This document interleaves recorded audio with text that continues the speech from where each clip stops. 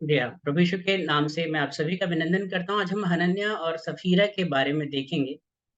इन दोनों के बारे में हम सब ने बहुत बार सुना है, बहुत बार पढ़ा भी है और ये हमारे लिए कोई ऐसा नाम नहीं है, ऐसा कोई विषय नहीं है जो हमने कभी भी सुना ना हो। हम सभी इस विषय के बारे में जानते हैं कि हनन्याह और सफ़ीरा ने क्या किया और उनका जो अंत फल था वो क्या हुआ। लेकिन अगर हम स्वाभाविक रूप से देखें तो हनन्याह और सफ़ीरा ने एक बहुत अच्छा एक मन दिखाया, है ना? अ, मैं सोचता हूँ कि वो दोनों आपस में बातचीत कर रहे होंगे अपने घर में और वो अपनी कलीसिया की, अपनी चर्च की ज़रूरतों को देख रहे होंगे और एक रोज़ उनका मन होता है और वो सोचते हैं कि क्यों ना हम अपना जो भी है प्रॉपर्टी वग़ैरह है बेच दें और हम कलीसिया के लोगों को, प्रेरितों के ज़रूरतों के लिए, है ना? हम उसको सुपुर्द करें, हम दान दें। मैं मानता हूँ कि कहीं न कहीं शुरुआत जो हुई होगी, वो एक अच्छे लक्ष्य के साथ, एक अच्छे उद्देश्य के साथ, एक अच्छी भावना के साथ हुई होगी। लेकिन कहीं न कहीं शैतान ने उसमें इंटरफेयर करने की कोशिश करी और बाइबल कहती है कि अपने मन की रक्षा करो। तो ये जो मन जो है, ये सबसे ज़्यादा धोखा देने वाली वस्तु है ना? हमेशा अपने मन की रक्षा करना चाहिए। खतरनाक है ये मन, हालाँकि हमारे अंदर ही होता है, हमारा ही है। लेकिन हमारे ही विरुद्ध कार्य करता है और परमेश्वर का वचन कहता है अपने मन की रक्षा करो। मुझे लगता है कहीं न कहीं मन में बात जैसे हव्वा के मन में डाली थी, एक इच्छा डाल दी थी कि इसको खा के देखो, इसे निहारो। कहीं न कहीं एक इच्छा भविष्य के प्रति, भविष्य की चिंताओं के प्रति कि हम भविष्य में अगर सब कुछ बेच दिया, तो कल को अगर हमें पैसे की ज़रूरत पड़ी तो हम हर एक पैसे के लिए मोहताज हो जाएँगे। पता नहीं कल कैसी अवस्था हो जाए, हमें प्रेरितों के आगे हाथ फैलाना पड़े या प्रेरित हमारा साथ ना दें या हो सकता है कल को ये जो रोमी शासक हैं, इतना ज़्यादा हम पर अत्याचार करें कि हमें मारे-मारे फिरना पड़े। हमारे बाल-बच्चों का क्या होगा? कहीं न कहीं उनके मन में एक बात जो है सांसारिक रूप से शैतान ने डाल दी है और वहाँ पर उनका जो फ्लेश जो है वो बीच में आ गया, शरीर जो है वो बीच में आ गया, है ना? और अभी तक तो पवित्र आत्मा के सानिध्य में चल रहे थे। लेकिन अचानक जब ये शरीर बीच में आ जाता है, जब ये सांसारिक चिंताएँ बीच में आ जाती हैं, तब मामला जो है गड़बड़ होता है। और मैं अगर स्वाभाविक रूप से कहूँ ये बहुत बड़ा डिसीज़न था। बहुत बड़ा डिसीज़न था कि वो अपनी पूरी प्रॉपर्टी बेचकर कलीसिया की ज़रूरत के लिए, प्रेरितों की ज़रूरत के लिए सुपुर्द करना चाह रहे। इतना बड़ा डेयर भी करना बहुत बड़ी बात है। बहुत अच्छी सोच थी देखा जाए, लेकिन इसका अंत फल देखते हैं तो बड़ा भयानक हुआ और हम देखते हैं कि पहले हनन्याह मारा गया, उसके प्राण पखेरु उड़ गए लिखा है और उसके बाद उसकी पत्नी का भी यही हाल हुआ। तो यहाँ पर हम अगर अपने परमेश्वर के नेचर को समझने की कोशिश करेंगे, तो परमेश्वर जो है वो एक बात कहता है, या तो तुम गरम हो जाओ या तुम ठंडे हो जाओ। क्योंकि अगर तुम गुनगुने हो, तो मैं तुम्हें मुँह से थूकने पर परमेश्वर को कोई भी प्रॉब्लम नहीं है अगर आप ठंडे हैं। मैं मानता हूँ हो सकता है आप प्रभु में बहुत ज़्यादा गर्मजोशी के साथ सेवा नहीं कर रहे हैं, बहुत ज़्यादा गर्मजोशी के साथ, है ना? आपके अंदर वो पैशन भले ही ना हो प्रार्थना करने का, प्रभु की सेवा करने का, वचन में चलने का। कोई प्रॉब्लम नहीं है प्रभु को, अगर आप ठंडे भी हैं तो। प्रभु को प्रॉब्लम किससे है पता है? जब हम 50-50 वाले मोड में आ जाते हैं। थोड़ा गरम है, थोड़ा ठंडा है। लोगों को दिखाने की कोशिश कर रहे हैं कि हम पूरी तरीके से प्रभु में सरगर्म हैं। लेकिन हमारे अंदर कुछ ऐसे एरियाज़ हैं जहाँ ठंडापन अभी भी है। हम ज्योति के स्वरूप में चल रहे हैं, लेकिन कहीं न कहीं अंधकार को भी हम अपने कहीं न कहीं जेब में लेके घूमते हैं, कहीं न कहीं छुपा रखा है अपने अंदर। प्रभु को इससे प्रॉब्लम है। जब लूसीफर जो परमेश्वर की आराधना करने वाला वो आराधक, परमेश्वर की वो आराधना तब भी कर रहा था जब तक वो गिराया नहीं गया था। तब भी उस दिन तक भी वो आराधना कर रहा था। लेकिन उसके मन में एक मैल था, एक खोट भी पनप रहा। प्रभु को इस दोगले चरित्र से, इस मिलावट से, है ना, मिलावटी दूध बोलते हैं ना, मिलावट से, एडल्ट्रेशन से, ऑल्ट्रेशन से, आप कुछ भी कह सकते हैं, इससे प्रभु को प्रॉब्लम है। अगर आप पूरी तरीके से ठंडे भी हैं, बिल्कुल प्रभु में आप एकदम कह सकते हैं कि फ्रीज हैं, कोई आपके अंदर एक्टिविटी नहीं, प्रभु को प्रॉब्लम नहीं है उससे।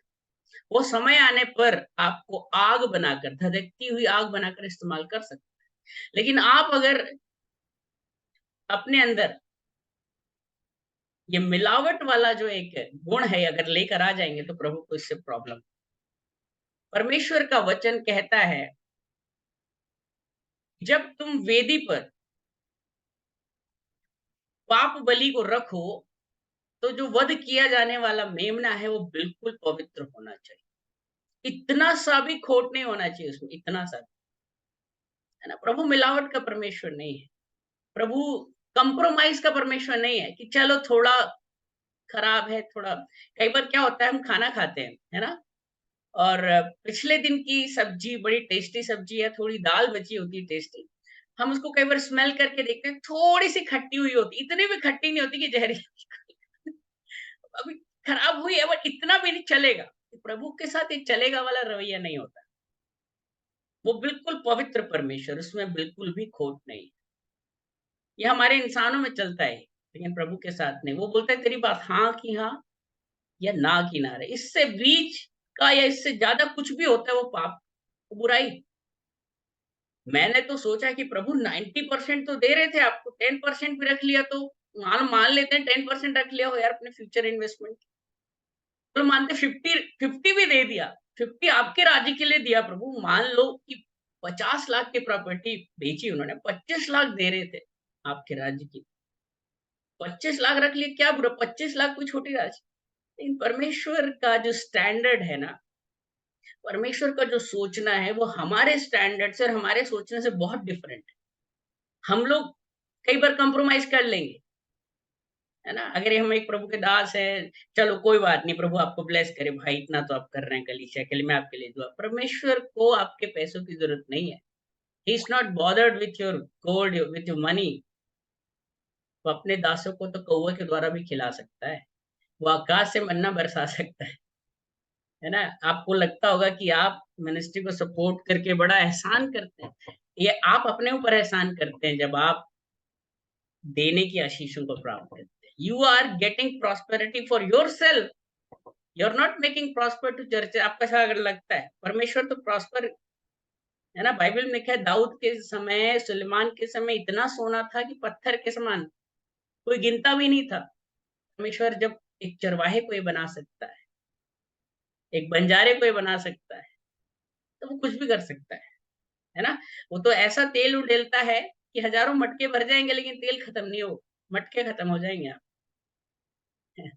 है ना। तो आगे और बात करेंगे इस बारे में। मैं विषय पर आता हूँ। मैं आपको ये कह रहा था कि जब वेदी पर जो बलि पशु रखा जाए, इसके लिए एक साफ बात लिखी है कि उसमें खोट नहीं होना चाहिए। वैसे ही जब आप परमेश्वर की वेदी पर कोई दान चढ़ाते हैं, कोई भेंट लेकर आते हैं, तो बाइबल आपकी पैसों की तैयारी को नहीं देखता है कि कितना बड़ा अमाउंट है, वो आपके दिल की तैयारी को पहले देखता है। नो डाउट, जो ज्यादा देगा वो ज्यादा काटेगा भी, बाइबल कहती है। जो कम बोएगा वो कम काटेगा, वो भी है। लेकिन उससे भी उत्तम मन की तैयारी। जब बहुत सारे देने वालों ने बहुत कुछ डाला दान में, बहुत कुछ डाला, सोना डाला, चांदी डाली, ये डाला, लेकिन एक वहां पर एक गरीब स्त्री आती है, वो जो कुछ भी उसके पास था, 2 दमड़ी थी उसके पास, वो 2 दमड़ी भी प्रभु के दान में, उस दान पेटी में डाल देती। उसको ये नहीं पता था कि ये 2 दमड़ी जो मेरा गुजारा है जीने का कुछ समय का, अगर मैं ये भी डाल दूंगी तो शाम का खाना कहाँ से आएगा, मेरा कल का खाना कहाँ से आएगा, इस ठंड में ओढ़ने के लिए कपड़े कहाँ से आएंगे। जो कुछ भी था उसने विश्वास में डाल दिया। बड़े बड़े विश्वासियों की गवाही दी जाती है इफिसियों की किताब में, जब आप पढ़ेंगे, बड़े बड़े वहां पर सूरमाओं की बात करी गई। लेकिन इस विश्वासनी की बात बहुत कम जगहों पर करी जाती है। उसने अपना सब कुछ, 2 दमड़ी जो था, डाल दिया। प्रभु देख रहे थे दूर से, वॉच कर रहे थे। वो स्वर्ग से भी वॉच करता है, प्रभु तो फिजिकली अर्थ पर भी वॉच। बोले देखो, अपने चेलों को दिखाते हैं, प्रभु देखो, ये दान देने वालों में से मैं तुम्हें आज बताता हूँ कि ये जो स्त्री है जिसने जो कुछ भी इसका था सब कुछ इसने डाला, भले इसने 2 दमड़ी डाला, that doesn't matter. I am not concerned with the amount, I am concerned with your heart. आपके हृदय की तैयारी कैसी है, किस निष्पक्षता के साथ, किस पवित्रता के साथ, किस शुद्ध ध्येय के साथ आप प्रभु के लिए कुछ कर रहे हैं, वो मैटर करता है। प्रभु बोलता है जो थोड़े में ईमानदार रहेगा वो बड़े में भी ईमानदार रहेगा, मैं उसे बहुत बढ़ाऊंगा। तो आपके पास अगर थोड़ा है, आप अगर थोड़े में भी ईमानदार है, तो जब कल को आप करोड़ों भी कमाएंगे ना, तो आप करोड़ों में भी ईमानदार रहेंगे। 1000 रुपए का दशमांश देना अलग बात है, 1 करोड़ रुपए का दशमांश देना बहुत अलग बात है। जब आप 1000 रुपए कमाते हैं या 10,000 कमाते हैं, उसका दशमांश देने में इतना दुख नहीं लगेगा। लेकिन जिस दिन आपकी तनख्वाह 1 लाख रुपए महीना हो जाएगी, उस दिन जब 10,000 रुपए देना पड़ेगा आपको। प्रभु बोलता है जो थोड़े में ईमानदार है वो बड़े में भी रहेगा। ईमानदारी जो है वो बेसिक से आप सीखते हैं, है ना? वो उस छोटे इंसान के लिए तो वो 1000 रुपए भी बहुत है, वो 100 रुपए भी बहुत है। मेरे फादर का आज भी पता है, पहला जो सैलरी उन्हें मिला था वो 300 रुपए था। वो सब इंजीनियर, इरिगेशन डिपार्टमेंट में, है ना? अभियंत्रिक बहुत बड़ी जॉब होती कहने के लिए। और उस समय स्टार्टिंग सैलरी बताते हैं 300 रुपए, और उन्होंने 95 रुपए में अपनी पूरी पॉलिटेक्निक की पढ़ाई कर ली थी। आज की डेट में क्या होता है 95 रुपए में? तो उस समय के लोगों के लिए, उतने लोगों के लिए उतना रुपए बहुत था। तो ऐसे ही कम कमाने वाले के लिए भी आपको लगता है कि मेरी सैलरी अगर 50,000, एक मजदूर आदमी क्या सोचता होगा पता है? उसकी उसका ख्वाब क्या होगा? काश मैं जिंदगी में 50,000 रुपए कमाने लगूं, मेरी तो सारी ख्वाहिशें पूरी हो जाएंगी। I will be like Bill Gates. जिस दिन वो 50,000 कमाने लग जाएगा ना, वो बोलेगा कि काश 5। इंसान की इच्छाएं कभी भी खत्म नहीं होती है। चले मैं पॉइंट पर आता हूँ। मैं बात कर रहा था ये जो दान दिया जा रहा है, अगर हम दुनियावी तौर पे देखेंगे तो भाई एक बहुत बड़ी राशि दे रहे थे। चलो आधा रख भी रहे थे, आधा दे रहे थे फिर। लेकिन मैंने बोला ना, परमेश्वर के स्टैंडर्ड में और आपके स्टैंडर्ड में जमीन और आसमान का फर्क है। हमारे मेजर करने में और उसके मेजर करने में बहुत फर्क। तो हम देखेंगे कि क्या गलतियां करी हनन्याह और सफीरा ने कि इतना भयानक दंड।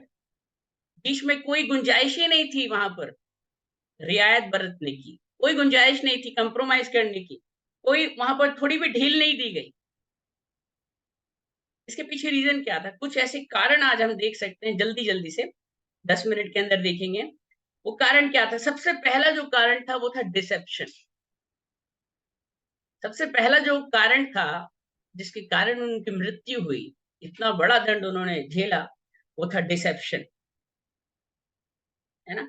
हनन्याह and Sapphira sold a piece of property but kept back some of the proceeds while pretending to give the full amount। वो क्या कर रहे थे? उन्होंने प्रॉपर्टी बेची, उसका जो रुपया आया उसमें से उन्होंने कुछ रख लिया, लेकिन प्रेरितों के सामने वो क्या बोल रहे हैं? हम पूरा का पूरा दे रहे हैं। वो ठगने की कोशिश कर रहे हैं, वो धोखा देने की कोशिश कर रहे हैं, वो छल करने की कोशिश कर रहे हैं प्रेरितों के साथ। लेकिन वहां पर पतरस क्या बोलता है? तुमने मेरे साथ छल नहीं किया है, तुमने मेरे साथ धोखा नहीं किया, तुमने मुझसे झूठ नहीं बोला, तुमने पवित्र आत्मा से, परमेश्वर की आत्मा से झूठ बोला। बाइबल में लिखा है कि परमेश्वर को हल्की बात मत जानो, परमेश्वर को ठट्ठों में नहीं उड़ाया जाता। परमेश्वर के हाथों में पड़ना बहुत ही गंभीर बात। बाइबल ये कहती है कि बड़े हियाव के साथ उसके अनुग्रह के सिंहासन के सामने आओ, बड़े बोल्डनेस और करेज के साथ, बेबाकी के साथ उसके सिंहासन के सामने आ सकते हो। लेकिन वही वचन ये भी कहता है कि डरते हुए, थरथराते हुए, कांपते हुए उसके सामने। हमें पता है हारून के पुत्रों का क्या हाल हुआ। वो गलत तरीके से आरती देने, हव होम देने की कोशिश कर, तो वो महिमा ही रहे थे, लेकिन परमेश्वर जो है he is a God of perfection. है ना? जब कुछ चीजें आती हैं, जो चीज सेवाएं वेदी से जुड़ी हुई है, चाहे वो हव्य देने की हो, चाहे वो परमेश्वर के वेदी पर कुछ चढ़ाने की, परमेश्वर बहुत कंसर्न है। बिकॉज आप परमेश्वर के पवित्र, अति पवित्र स्थान में एक्सेस कर रहे हैं। है ना? कुछ चीजें हैं जो बहुत कठिन है समझने के लिए। ऐसे तो परमेश्वर बहुत, हमारा बहुत दयालु है, बहुत अनुग्रह से भरा है, लेकिन कुछ चीजों में परमेश्वर का वचन आपको सिखाता है ईमानदार रहने के लिए, पवित्र रहने के लिए। सबसे पहली बात देखिए आपने, डिसेप्शन। है ना? इसका विवरण आपको प्रेरितों के काम 5वां अध्याय 1 से 2 में मिल सकता है। प्रेरितों के काम 5वां अध्याय 1 से 2 में आप पढ़ सकते हैं। है ना? उन्होंने क्या कहा? उन्होंने ऐसा प्रिटेंड किया कि वो फुल अमाउंट दे रहे हैं अपोस्टल्स को, लेकिन फुल अमाउंट वो नहीं दे रहे। पहला डिसेप्शन। दूसरी बात हम देखते हैं agreement to deceive. Agreement to deceive, धोखा देने के लिए संधि करना। यहाँ पति का दबाव नहीं था पत्नी के ऊपर, ना ही पत्नी का दबाव था पति के ऊपर। दोनों बराबर के सेम इंटेंशन को कैरी कर रहे थे, बराबर की आप कह सकते हैं हिस्सेदारी थी। ठीक है, तो यहाँ पर क्या लिखा है? दूसरी बात है एग्रीमेंट टू डिसीव। एक होता है डिसीव करना, एक होता है डिसीव करने के लिए किसी को उकसाना, एक होता है दोनों के ही मन में सेम पाप आना और दोनों का मिलकर संधि करके सम्मति करके धोखा देने का प्रयास करना परमेश्वर के जनों को और परमेश्वर की आत्मा। This was the second mistake, agreement to deceive.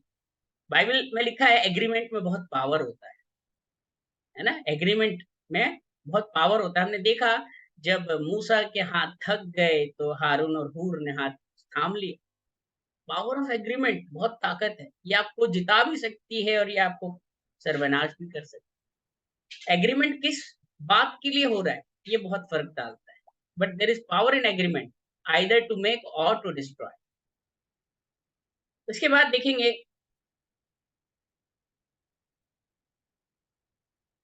तीसरी बात, प्रेरितों के काम 5:3 में क्या लिखा है?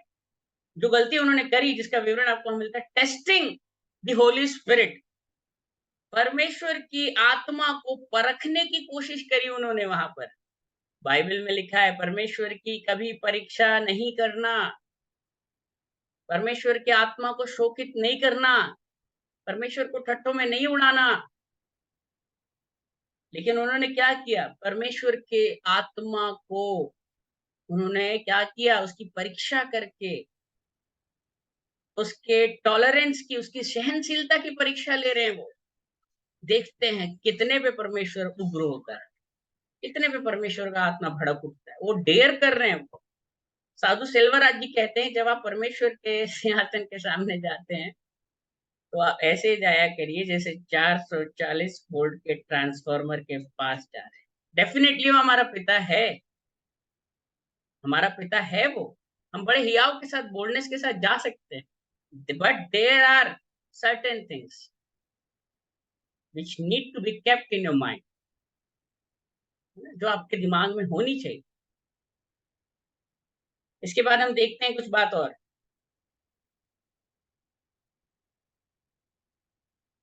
Individual responsibility. इंडिविजुअल रिस्पॉन्सिबिलिटी मतलब जो वो पाप वो कर रहे थे उसमें उनकी खुद की जिम्मेदारी थी। ये नहीं कह सकते थे कि आदम ने बोला हव्वा की गलती थी, हव्वा ने बोला आदम की गलती थी, ऐसा कुछ था ही नहीं वहां पे। इसीलिए पतरस चेक कर रहा है। पतरस ने बताया नहीं कि अभी हनन्या का क्या हाल हुआ है, बिल्कुल चुप रहा वो। दोनों से बराबर हाल ले रहा है। क्या तुमने पूरी प्रॉपर्टी बेची, पूरा पैसा ला रहे हो? हनन्या ने बोला हाँ जी ला रहे। पूरी तरीके से रिस्पॉन्सिबल था। सफीरा ने भी यही किया, बताया नहीं क्या हो रहा है। बोला अभी ये क्या बात है, ये जो तुम परमेश्वर की आत्मा से धोखा कर रहे हो, झूठ बोल रहे हो। अभी तेरे पति के प्राण पखेरु उड़े हैं और अब तेरे साथ भी। और तुरंत वही हुआ, उसको भी चेले उसको उठा के ले। Fully they were committed, wholeheartedly they were committed, there is no pressure. जब हम लोग कंसेंट भरवाते हैं ना हॉस्पिटल में ऑपरेशन से पहले, डॉक्टर भरवाता है कि भाई देखो ऑपरेशन कर रहे हैं, कुछ भी हो सकता है।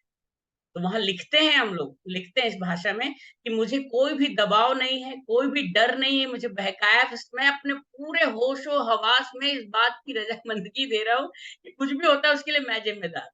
तो एक तरीके से रजामंदगी थी उनकी, पूरी तरीके से कोई प्रेशर, कोई इन्फ्लुएंस नहीं था हस्बैंड वाइफ का एक दूसरे।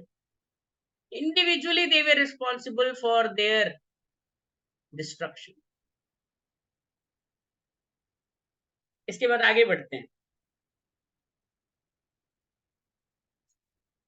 ग्रीड, ये बहुत इंपॉर्टेंट बात है। लालच, लालच एक ऐसी चीज है जो बहुतों को बहुतों को उनके स्तर से गिरा चुकी है।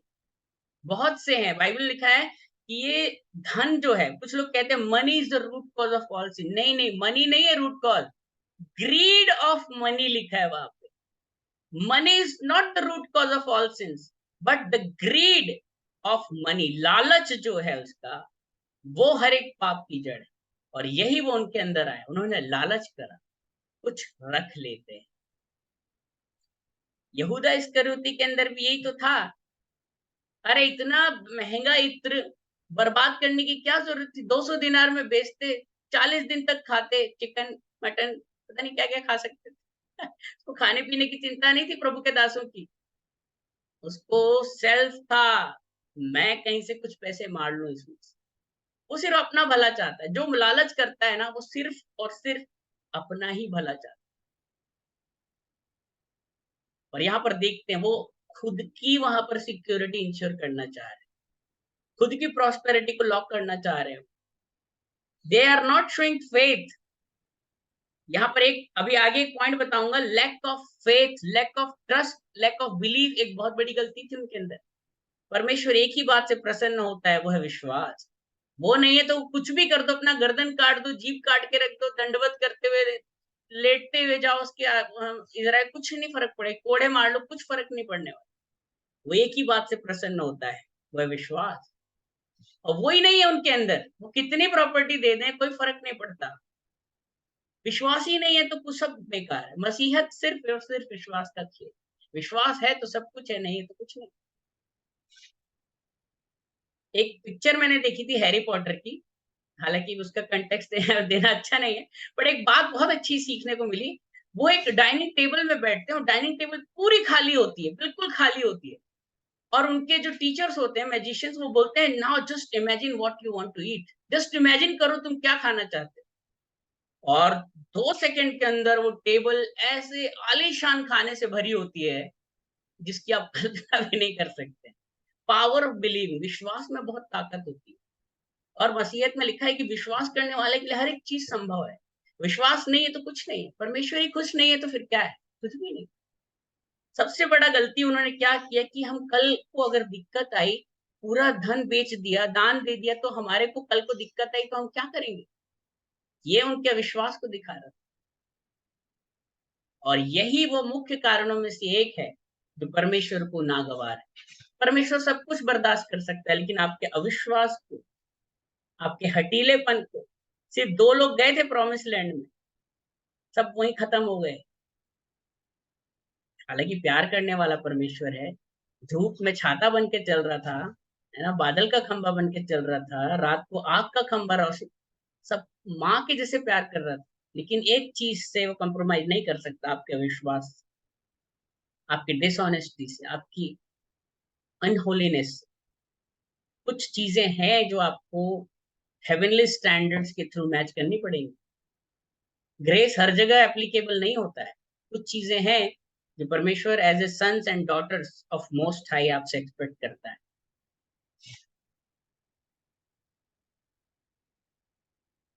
इसके बाद एक और बात है, हिपोक्रेसी, दिखावा। परमेश्वर को दिखावे से बहुत घमंड है।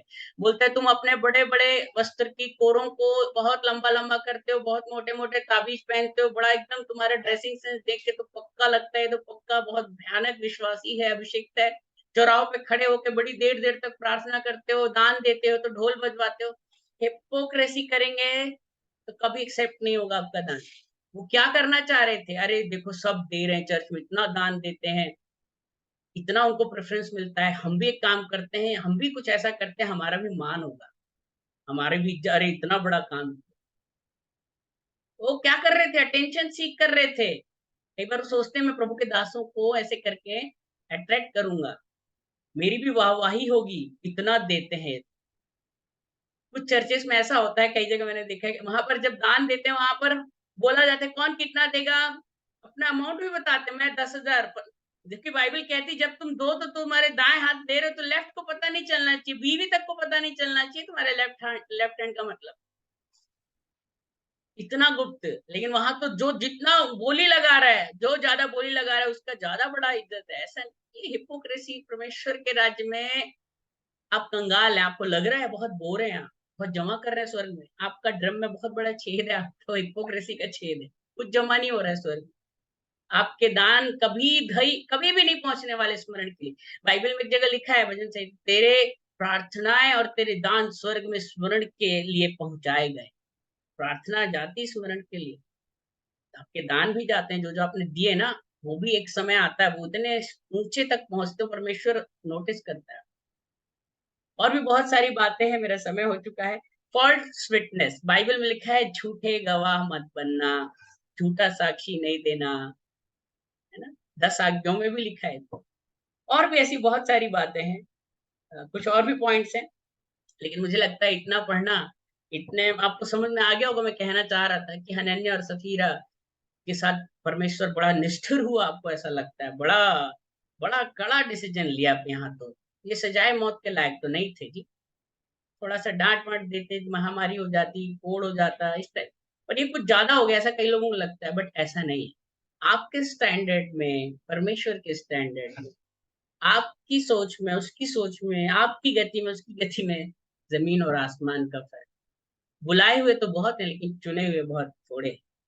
दो ही थे जो प्रवेश कर पाए, है ना। हेवनली स्टैंडर्ड के हिसाब से जाएंगे तो फिर प्रॉब्लम हो जाए, लेकिन यीशु का लहू के लिए धन्यवाद देते हैं, जो हम जैसे नाकाबिलों को भी उसके सिंहासन के सामने जाने का अनुग्रह देता है। सबको जय मसीह की।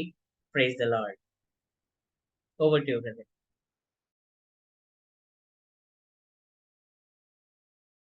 Praise the Lord. परमेश्वर के नाम की स्तुति हो। सुंदर वचन के लिए मैं परमेश्वर के नाम को महिमा करना चाहता हूँ। हालेलुया। परमेश्वर के दास ने हालेलुया आज हमको कुछ बातों से हमको सिखा रहा था, क्योंकि हालेलुया इस बात को हम जानना बहुत ज़रूरी है, क्योंकि अनन्या और सफीरा के बीच में क्या हुआ है, ऐसा क्यों हुआ है। जो पढ़ना नहीं चाहता है उसके बारे में कुछ बातें प्रभु के दास ने कहा, क्योंकि हमारा परमेश्वर के सामने हालेलुया तो परमेश्वर की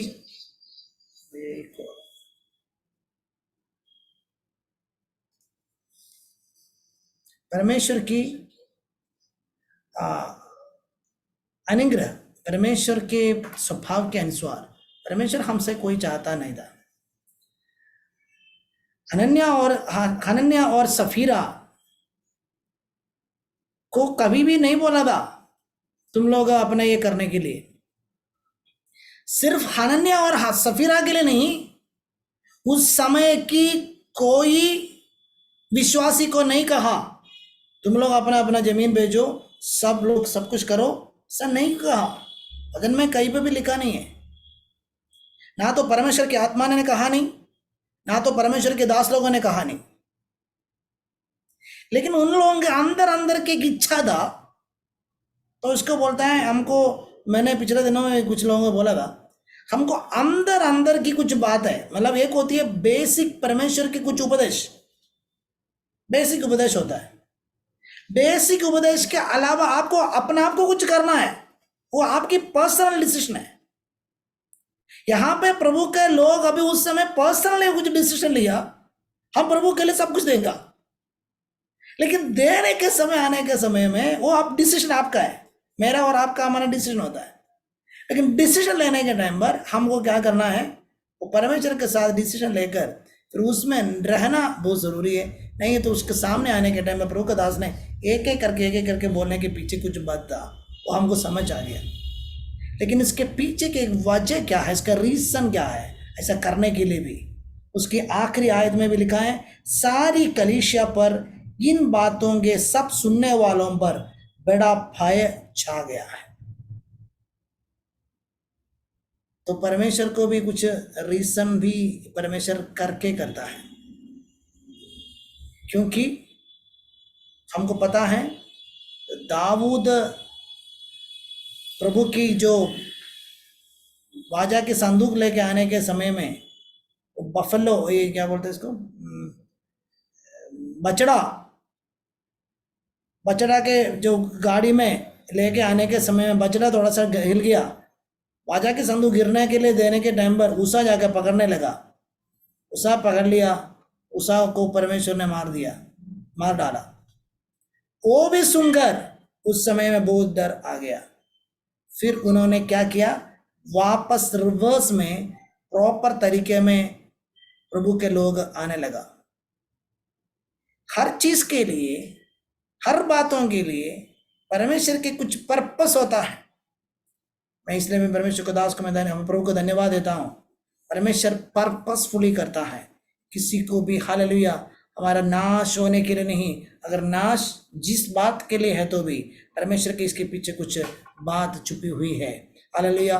पहला सेंचुरी में, पहला कलीसिया में परमेश्वर ने ये सिखाना चाह रहा था, अगर आप लोग करो ना करो, परमेश्वर के प्रभु दास ने बोला करो ना करो परमेश्वर नहीं पूछता है, लेकिन करने के समय में परमेश्वर के तरीके में जाना है। प्रभु करे देना है तरीके में दे दो, नहीं देना है वो आपकी इच्छा है। परमेश्वर नहीं मांगता है, परमेश्वर के पास बहुत रास्ता है, परमेश्वर करेगा, लेकिन करना उचित है। प्रभु के लिए कुछ करना उचित है। आपको ज्यादा कुछ करना नहीं, कम करना नहीं, ऐसा नहीं है, लेकिन करना है। मैं विश्वास करता हूं अभी जितना लोग इधर है, आप लोगों को तंगा मिलने वाला है, ना मिलने वाला है, आप लोगों के पास अब सेवा करने वाला है, सेवा करने वालों को भी मिलता है, लेकिन सेवा करने वालों भी क्या करना है, उसमें से निकाल कर प्रभु के लिए देना है, वो सीखना है, वो करना है। आप लोग सभी लोग करता है, मैं जानता हूं, क्योंकि ये सारी चीज हमारे लिए क्या होता है, आशीष के कारण होता है, नुकसान के लिए नहीं, डरने के लिए नहीं। लेकिन ऐसा बात हमारे जीवन में नहीं होना चाहिए। प्रभु हमको इन वचनों के द्वारा आशीष देंगे। सुंदर वचन के लिए मैं परमेश्वर को धन्यवाद देता हूँ। मैं ऊपर ज़्यादा बोल दिया ऐसा नहीं है, क्योंकि मेरा मन में भी ये चीज़ वचन सुनने के वचन सुनने के समय में हमारा मन में भी पवित्र आत्मा हमको कुछ बातें हमारा अंदर देता है। हालेलुया। वचन में उसका मगन होने के समय में ऐसा देता है। इसलिए मैं कहा, क्योंकि उसके साथ मैं इस बातों को जोड़ के मैं बता दिया, क्योंकि प्रभु के वचन हमको सही शिक्षा देता है। उस शिक्षा में हमको जाना है। हम शिक्षा, हालेलुया, उस शिक्षा हमको दंड के लिए नहीं, आशीष पाने के लिए, आशीष पाने के लिए रास्ता है परमेश्वर के वचन। इन वचनों के द्वारा परमेश्वर हमको बिल्कुल हमको आशीष दिया है। हम इस बातों को हम समझ कर जाना है, बहुत डरते हुए इस बातों को समझते हुए हमको जाना है। बाकी चीज़ों के नहीं, इस बातों को समझते हुए जाना है। अगर आप बोला है, आपने वादा किया है तो करो, नहीं है तो नहीं करो, कोई दिक्कत नहीं, लेकिन आपको गुनगुना में जाना नहीं चाहिए। करने के लिए बात आने के टाइम पर आपको उस बातों में अटल रहना है। कुछ भी है हमको मुझे देना है। हालेलुया। आप अभी बोला ना, 1,00,000 रुपए वाला व्यक्ति 10,000 रुपए देने के समय में आपको किसकी चाहो, अगर 10,000 रुपये देना पड़ता है, ऐसा नहीं है, उसमें देना है। मैं आज भी मैं 1 मिनट में बता रहा हूँ। मैंने अभी मेरा हॉस्पिटल में काम करने के समय में, मैं अभी मेरा जूनियर में मेरे साथ जो काम करने वाला अटेंडेंट लोगों से बात करने के टाइम पर मैंने कहा, हमारे वहाँ पे अलग अलग लोगों को अलग अलग सैलरी मिलता है। मेरे से भी सैलरी ज़्यादा मिलने वाला लोग है, डॉक्टर्स वगैरह, बड़ा बड़ा डॉक्टर्स होता है, उनके पास बहुत अच्छा सैलरी है, लेकिन मेरा सैलरी भी आप लोगों से भी ज़्यादा है। वो भी जी रहा है, मैं भी जी रहा हूँ, आप भी जी रहा है। सबको अलग अलग सैलरी है, बड़ा तंगा, कम तंगा, छोटा तंगा, सब कुछ है, सब लोग जी रहे हैं। परमेश्वर सबको जीने देता है। हालेलुया। लेकिन उसमें से आपको देना है तो आपको ये 5 लाख रुपए तनख्वाह लेने वाला है, जैसे आपसे परमेश्वर नहीं बोल रहा 5,000 रुपये तनख्वाह लेने वाला, लेकिन आपको उससे में निकालने के लिए सीखना है। आपको उसमें से निकाल के आपको जी सकता है परमेश्वर, आपको कोई बिना कमी के साथ आपको आगे बढ़ाएंगे। 5 लाख रुपए तनख्वाह लेने वालों को भी बहुत गर्जे में जाता है, आप लोगों को पता है। 10 लाख रुपए लेने वाले लोग भी कंगाल में पड़ जाता है, आप लोगों को पता है, क्योंकि सैलरी या कुछ इनकम नहीं है आशीष के कारण। वो बात भी समझकर हमको आगे बढ़ना है। आइए हम मिलकर प्रार्थना करेंगे। अभी पास्टर एम चरियान जी, अंकल पिताजी अभी प्रार्थना करेंगे, आशीर्वाद बोलकर इस मीटिंग को समाप्त करेंगे।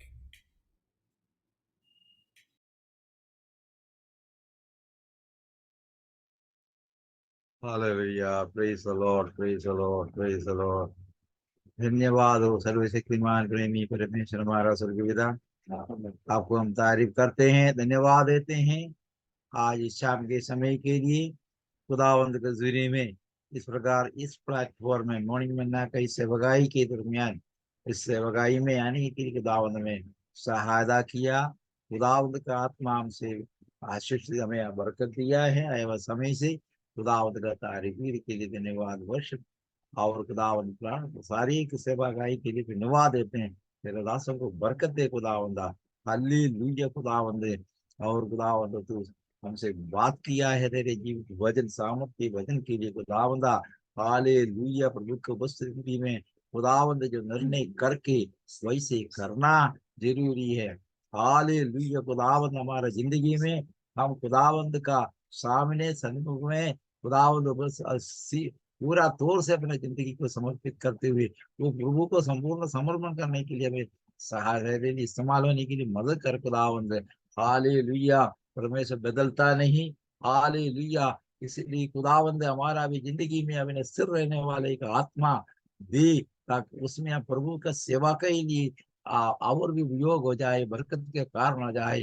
दुनिया सफेरा का खुदावंद हाले बेशक अच्छा उद्देश्य के साथ आया है लेकिन खुदावंद बीच में उनका आशीष का जगह में वो नुकसान हो गया। खुदावंद ऐसे नहीं होने दी हमारा जिंदगी में हमेशा खुदावंद हालेलुया वायदा करो पूरा भी करो करके प्रभु वचन कहता है।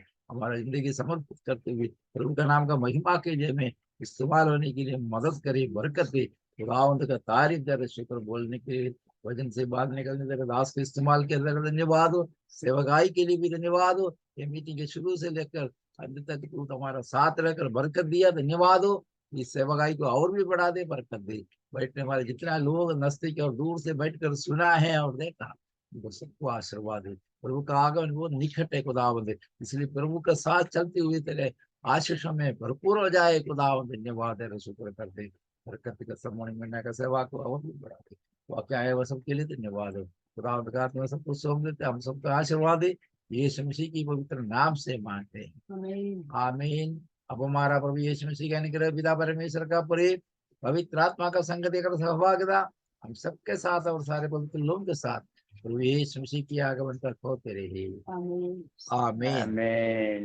लॉर्ड जय मसीह की प्रेज द लॉर्ड सबको जय मसीह की। Thank you praise the Lord praise the Lord uncle. Praise the Lord praise the Lord praise the Lord brother Thomas धन्यवाद हो। ब्रदर जेम्स सबको जय मसीह की। आमीन। Praise the Lord Praise the Lord. Praise the Lord, brother. Praise the Lord. Praise the Lord to everyone. And Praise the Lord, praise the Lord. prayer for my wife. Praise the Lord.